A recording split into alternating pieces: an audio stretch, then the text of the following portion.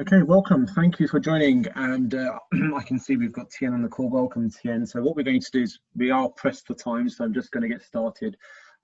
Just before I start, Nicole, can you hear me okay? Yes, I can hear you. Thank you so much. So thank you and welcome to today's consulting and coaching session. Time is tight, so I'm going to have to press ahead. We do have half an hour within which I'm hoping to answer some of the questions that people have submitted. So thank you everybody for your submissions for the questions. What I'm going to do is I'm going to share some slides that I had also with those questions. So I'll project that. Please do let me know if you can't see. In this call, I've got my assistant Nicole helping, so any questions or comments, please fire away, and please do shout Nicole if you see anything. All right. Brilliant, thank you. So brilliant. So the chat box is open. Please do put your questions there if you have any more. I'd just like to stress the views I'll share today are my own, and this call is primarily just really helping a lot of folks out. I've had a lot of questions lately, especially in the past few months with the new situation that we're facing. A lot of questions, especially from some of our graduates, new joiners, people earlier in their careers, about how to go about their careers, how to get into consulting, and general career questions. So this is just my way of giving back. So I hope today's session is helpful. And we are in a very strange time. No two times are the same. What I'm finding is when I graduated some time back, obviously it was a very different situation. Graduates are in a very different situation. I'm going to have to kindly ask Nicole to mute everybody, if that's okay.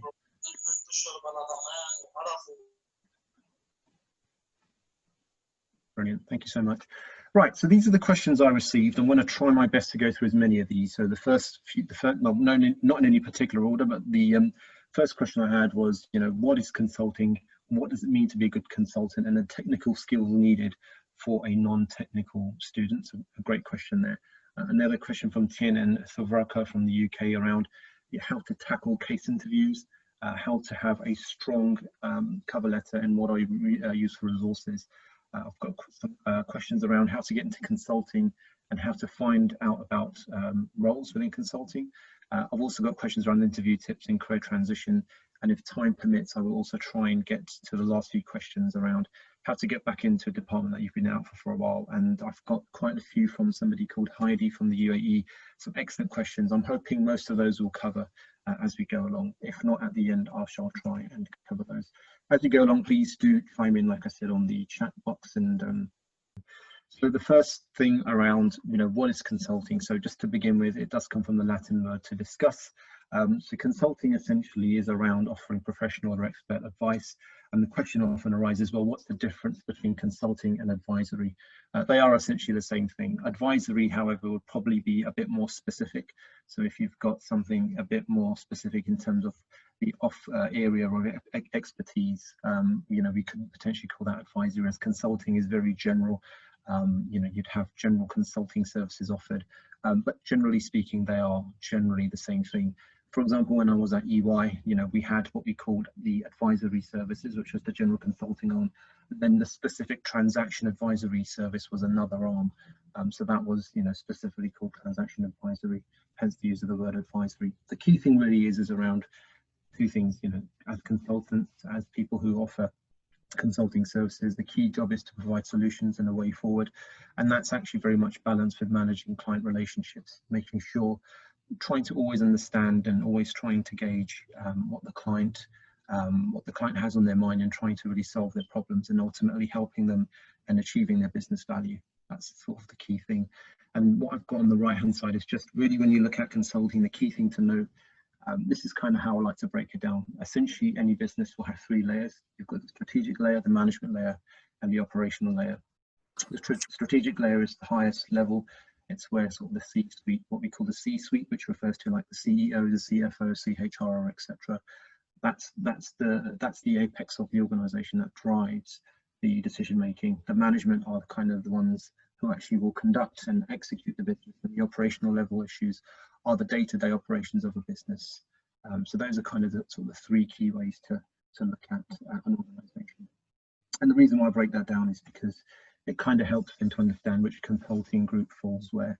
So there's a lot of questions out there, you know, yes, I want to get into consulting or into advisory, that's brilliant. The question really is, you know, there are actually a lot of consulting groups out there, but, you know, where do they actually stand? You know, what does each consulting practice offer? And the reality is obviously consulting is generally, you know, each big organization out there can offer different types of, all types of services. But this is just based on my observation as to how I've grouped them up. What I've done is I've simply split up the consulting services into three.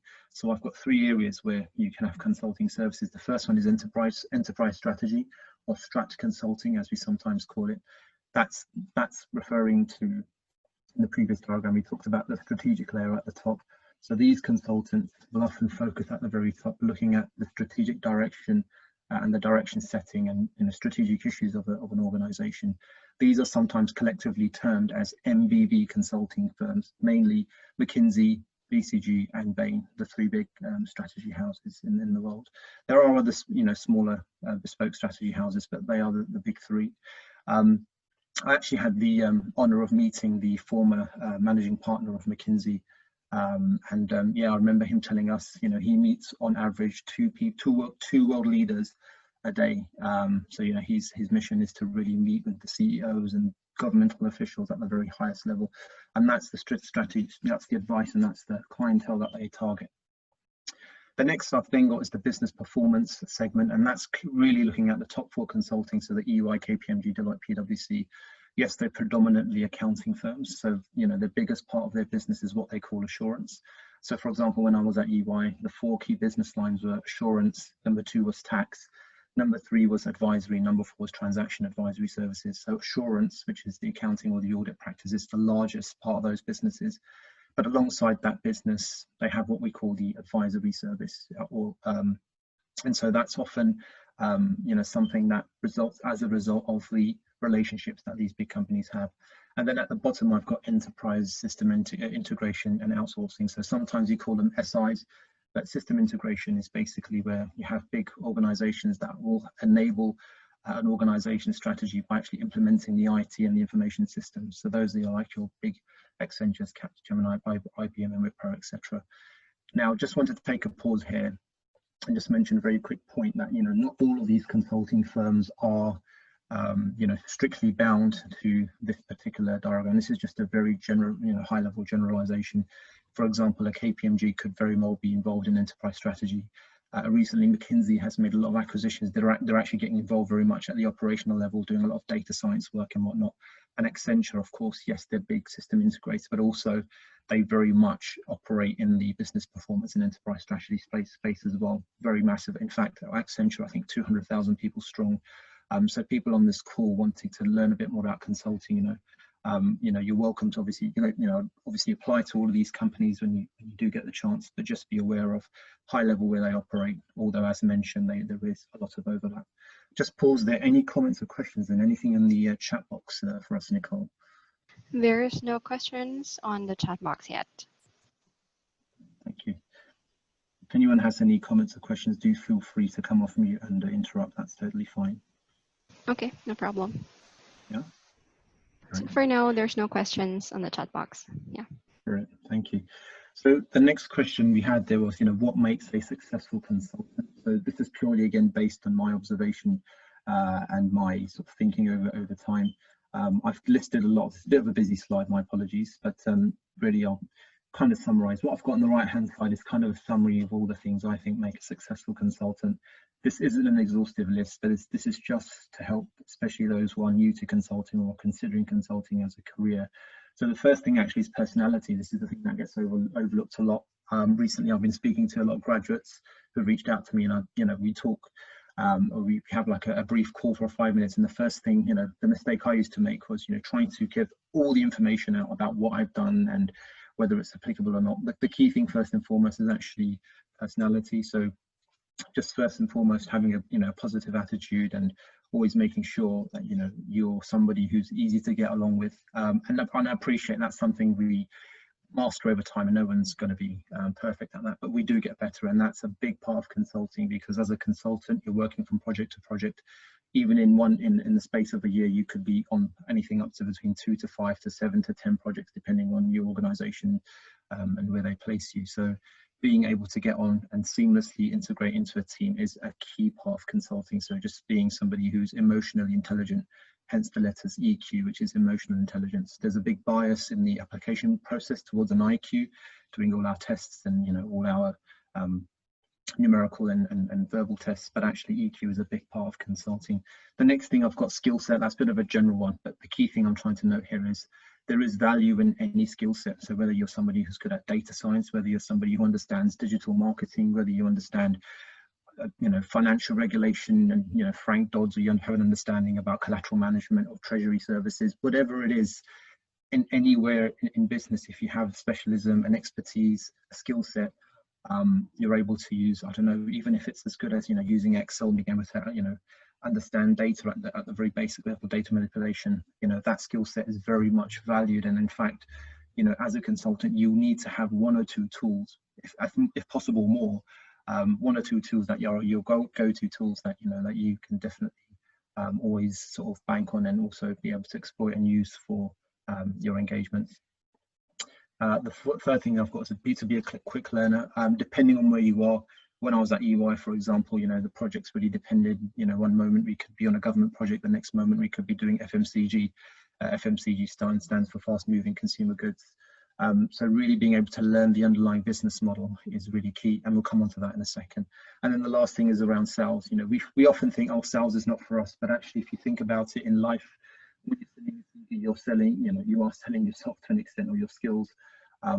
We are selling ourselves in the right way, not in the bad way, but selling our skill set and our ability to complete work and to deliver value all the time. You know, you're being assessed all the time. Don't ever be under the impression that you know, you've got a consulting role and it's all good for the next few months. You know, I think in today's world, even more so, where businesses are very pushed for finding value, it's even more important to be able to demonstrate where your value is, and, you know, therefore being able to sell that.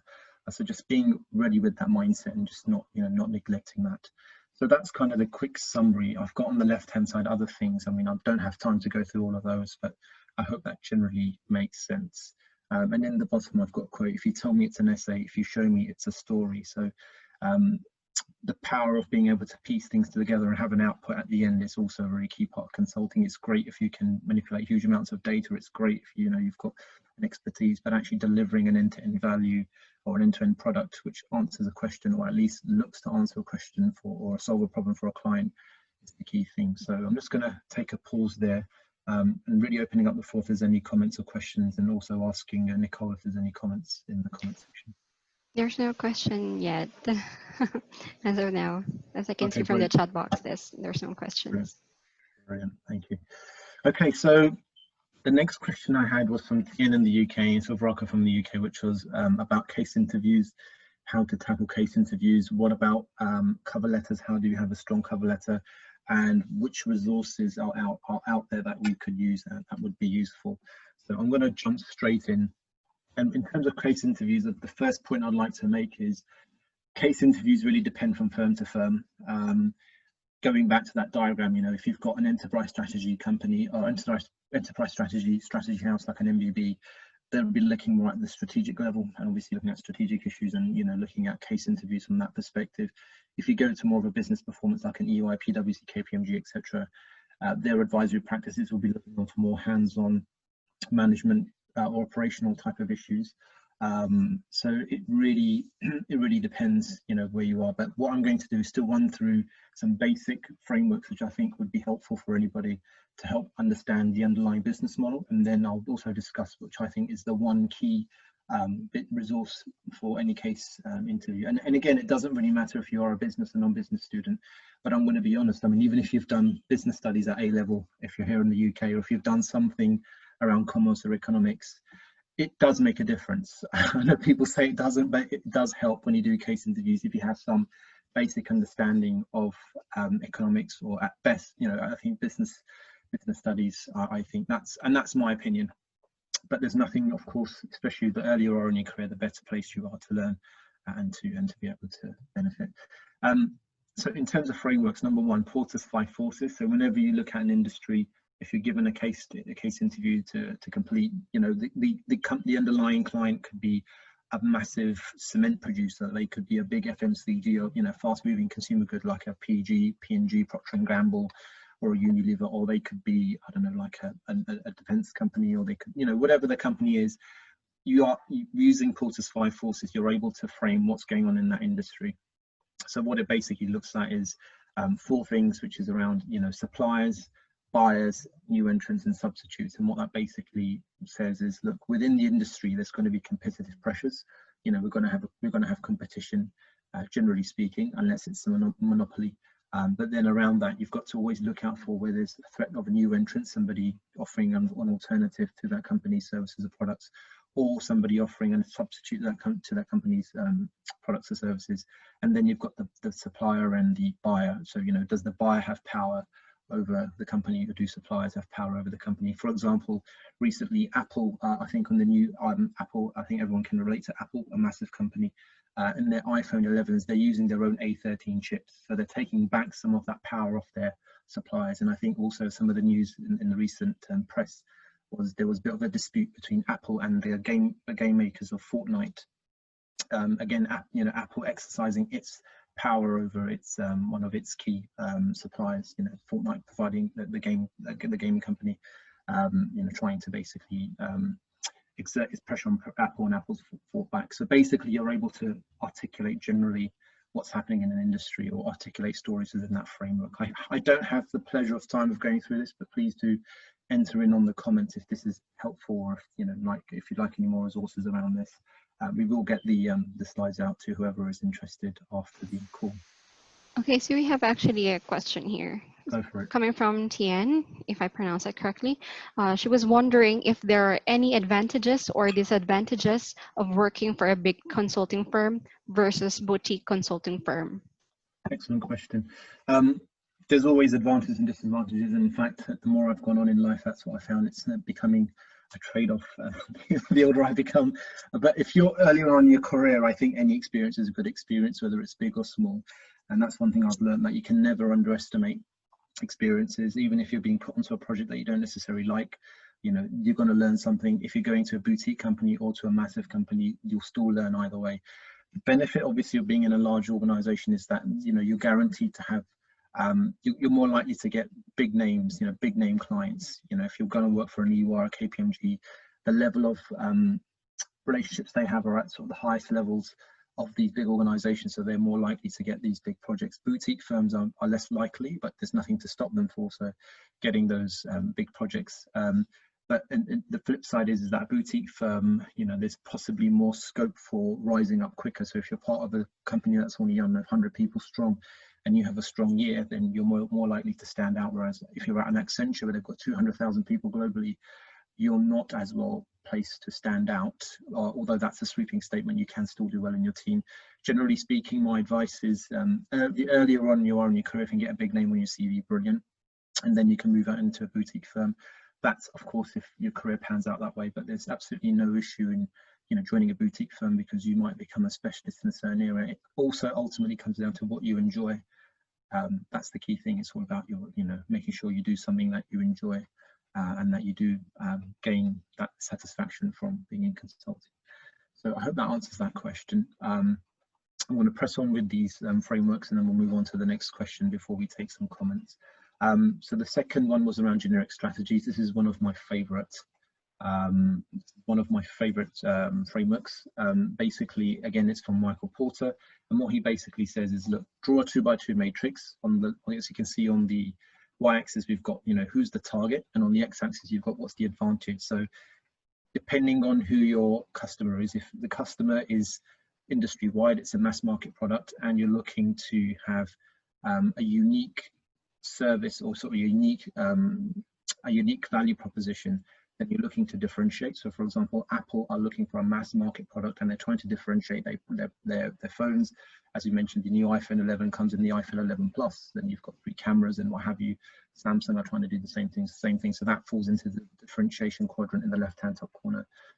Whereas if you're somebody who's kind of a mass market producer, but you're trying to compete on price or cost, for example, I used to work for Saudi Aramco. They're the world's second largest most valuable firm now after Apple. They, for example, are not competing on customer on perceived value. They're competing on cost. They produce crude oil, and they're trying to produce it at the lowest cost possible and produce the highest possible volume that makes sense for them. So they would fall under the cost leadership. So I hope that kind of makes sense in that framework. I'm just conscious of time. I'm not going to be able to go into these frameworks in great detail, but if there are any questions, please do shout. And then I've got frameworks 3 and 4, which is a SWOT analysis, which stands for strengths, weaknesses, opportunities, and threats. So a strength and a weakness is you simply state a company's strength and weakness. A strength is an internal, weakness is an internal, whereas an opportunity or a threat can be external. So for example, with Apple, if you go back to the Apple example, they have the strength of a great brand name, you know, great product line. And where they did have a potential threat was around, you know, their supply chain for chips. So what they've done is they've converted that threat into a strength by now producing their own microchips for their new phones. Anyhow, that's a very quick overview of the SWOT. And Pestel analysis, very similar again. But this time you're just simply looking at, for example, P stands for political, E for economic, S for social, T for technological, E for ergonomic, and L is for legal. And basically you'd go through those 4 different categories and see if you can state any observations for the company in mind. So if there's not any comments or questions, I'll move on to the last few resources that I have or last few tips I have in mind, tips and resources for case interviews. Are there any comments or questions, Nicole, or anybody on the call? There's none. There's no question. Yes. So again, as I mentioned, if you're looking to go into strategy consulting, then you know, there is a book out there called Case in Point. This is kind of the go-to book for a lot of the folks who are looking to get into the MBB world, which is the McKinsey, Bain, or BCG world. This is a good book, but there's many others out there too. So if you were to type this into Google, you'd get others. This basically gives you loads of cases. We can actually go through case by case. As I mentioned, this is more applicable to strategy consulting if you are looking to get into like a McKinsey as opposed to other consulting organizations. And then number 6, this is the key one for me. So if you are looking generally to get into consulting, you should be reading news. You should be reading what's out there. You should be watching Bloomberg TV if you can. Just get an idea for what big businesses are talking about, what's hurting businesses, where are they benefiting from. We're currently using Zoom technologies to host this call. You know, Zoom has done wonderfully well in the last 6 months. You know, the shareholder return has been amazing. And that's, you know, that's something which, you know, it doesn't take a genius to figure that out, right? So just being, you know, connected in with the news stories, using, you know, sources such as Reuters, Financial Times, Bloomberg, many others out there. It's just good to read stories and understand what's going on from a strategic perspective and just from a general economic and sort of business competitive environment perspective. Very helpful to do that. And then the last thing is, again, it's more focused for the strategy consultants. There is a website out there called caseinterview.com, run by somebody called Victor Cheng, who's also a great speaker in career and coaching in general. In fact, one of the leaders, and but his focus is more around the MBB or strategy consulting. But nonetheless, if it's paid for content, but it's some good stuff out there. So we'll leave it at that for that question. Any comments or questions before we move into the next session or next question? None. There's no other question other than the ones that we had before. Okay, sure. And by the way, the last question, I hope I answered your question, Tien. If there's any follow-up on that, please, and let us know. Cool.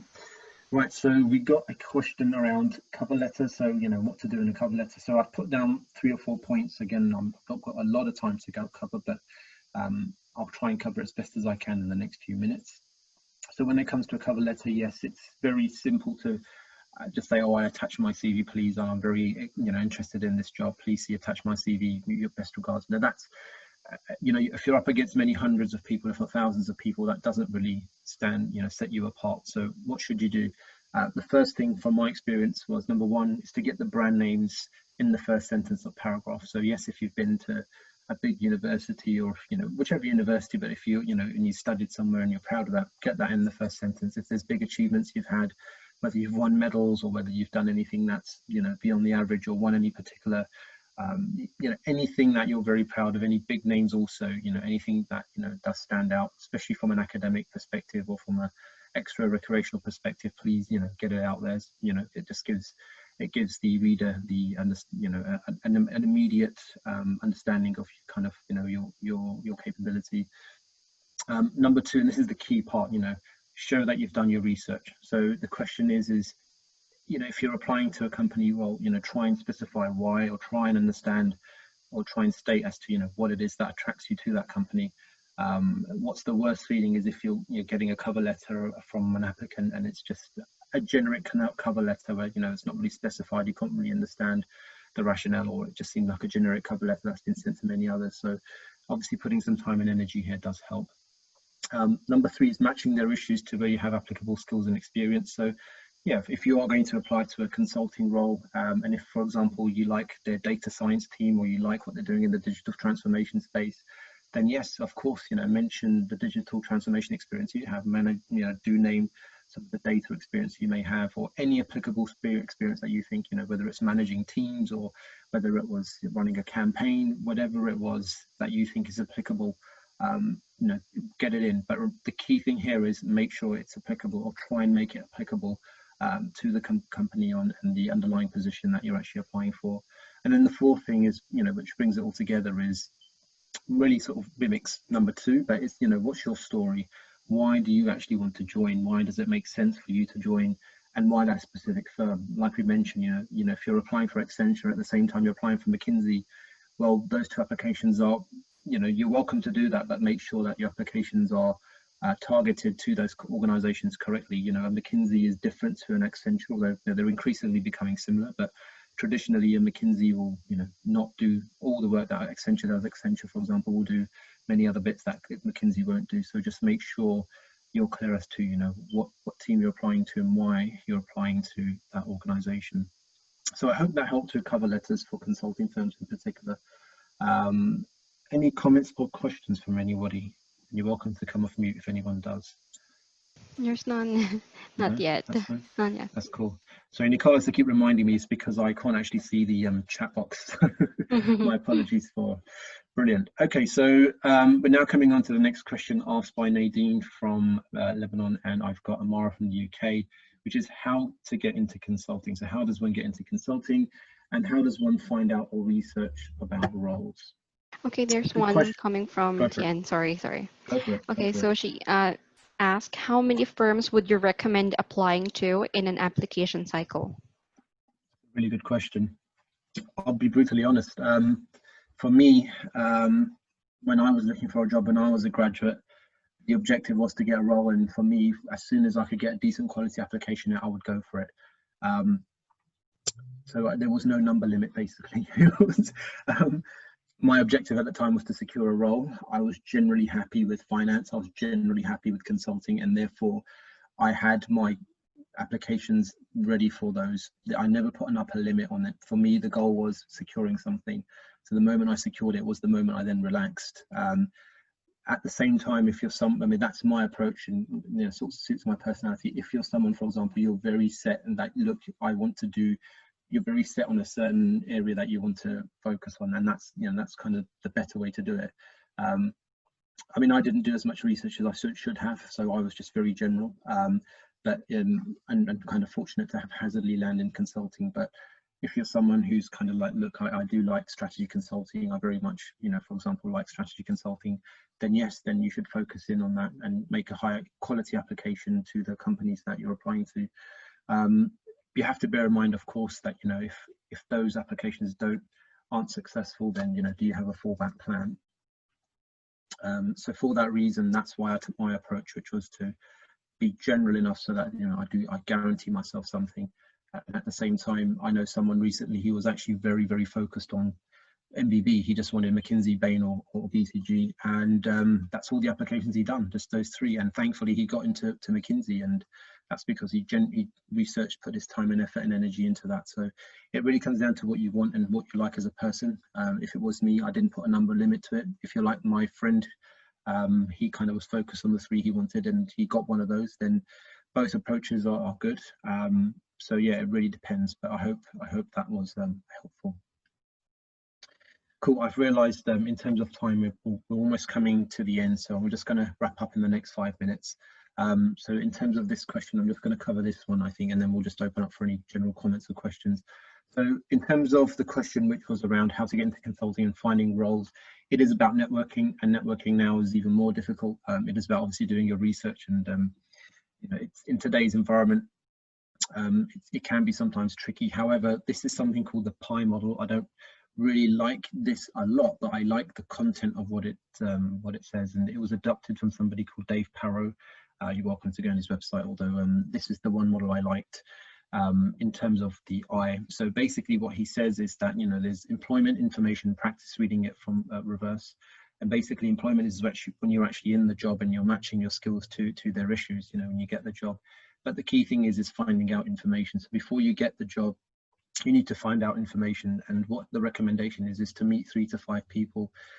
So meet 3 to 5 people, or connect if you can with at least 3 people that do the job that you're interested in, and then ask them those 6 questions, which is number 1, how did you get into the job? What do you like best about the job? Number 3, what do you like least? What tasks do you do? Number 5, you know, what are the skills needed for those tasks?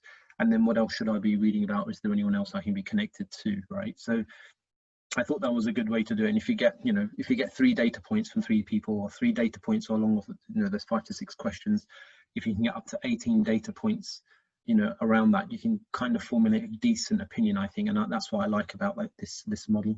The key thing I like about this model is that don't mix I with E. So getting information and E, which is the employment, don't often go asking for information and expecting employment. You'll end up coming away with neither. And I think that's quite valuable. Sometimes in interactions, it's good to, you know, reach out to people, especially nowadays. We're probably having to reach out over the internet even more. But yeah, and I hope people are out there helping. So this is like my kind of my bit to help out. But you know, it's when you do reach out to people, try and get that information. Or if you're speaking to friends of friends, or if you've got siblings or whoever you've got in your network who kind of knows someone in consulting or in the job that you would like, it's always good to get information first. So that's kind of the first thing. And then through those connects, of course, normally you'd have like evenings where you know, you have milk rounds, or evenings where, you know, consulting firms do normally kind of have events. So obviously attend those when it's possible. But in the current circumstances, I think definitely reaching out to people electronically, even via email, is the way forward. It's laborious at times, but doing your research again is what makes the difference. So using the PI model, I hope would help you in that process, and being more targeted in being able to get the information you need. And then the first thing is the P. Sorry, I forgot to mention that. P is practice. So basically what this model is saying is, you know, when you go out and network, you actually do need to practice if you're shy, which a lot of us are, especially when it comes to finding a job, finding a role. You know, going out speaking to people might not be naturally what we do. So sometimes it does take some practice about asking people what they like, what they don't like about the role, what they do, and, you know, their skill set. So over time, that's going to take time. And actually asking 6 questions up front might be a bit much sometimes. So over time, gauging and asking the right question at the right time is also something which probably needs practice. But I hope that model helps a little bit. And getting into consulting, of course, graduate routes, graduate roles, apply for those. That's the normal way in. There's also a lot of there's, for example, I know there's a company I think called FDM or FDA out in Scotland, for example. They will have consulting roles for their graduates for big organizations. So there's a lot of schemes like that. And sometimes, I mean, my route to consulting was I actually did a job in industry, and then I moved into consulting 5 years after. So, you know, for me, it was kind of the other way around. So it doesn't have to be from the outset. It can be after 3-4 years in a role where you become an expert in whichever area that it is. But I'm really sorry I'm having to speed that answer up. So I hope that answered the question. I really wanted to answer the career transition question. I don't think I'd have enough time. Just before we do wrap up, are there any comments or questions, Nicole, on the line? No, nothing, none for now. Yes, maybe later. Sorry? Okay. There's no question yet. Okay, perfect. I think so. Yeah, we're going to come to the end of the call. Before we do wrap up in the next minute or so, I'll just quickly share a few thoughts on career transition. Career transition it's one of the things that's come up, and as we enter the role that we are in, we're finding, you know, having to sort of change roles and do things that you know, get into roles. You know, the world is changing around us. We need to retrain and reskill and sort of transition. If you're earlier on in your career, it's easy to transition. It may mean having to change roles starting from the beginning. If you're midway through your career, you know, it's obviously a lot more difficult. The point is there's always a risk and there's a cost. You know, there's developmental cost. So the best way to do it is if you're earlier on in your career, then of course, you know, if you're able to start again, great, you know, but obviously that comes potentially with the pay reduction. But if you're midway through your career, the better way is really to try and do it at a time in a way where, for example, if you are currently employed in a role, if the organization does facilitate it, it would be great to sort of, you know, be redeployed with the organization, or, you know, take on a project, put it in your development plan to be able to transition and gain the skills needed to move across. So you make a general or gradual transition to the career that you'd want. I'm sorry I can't talk about that more, but I hope that gives some thoughts around that. So yeah, I mean, with that, just before I say the last few words, anything to add, Nicole? Any comments at all? No, we have only 2 questions for tonight. Brilliant, thank you so much. Great, well, thank you everybody so much. I really hope this was useful to you guys. Do leave any comments in the end. I will get out these slides, and we will have the recording of this available as well to everybody who joined. If this is something that everyone likes, then more than happy to continue this. My apologies for being a bit brief over the questions. We didn't have enough time to go through all of those.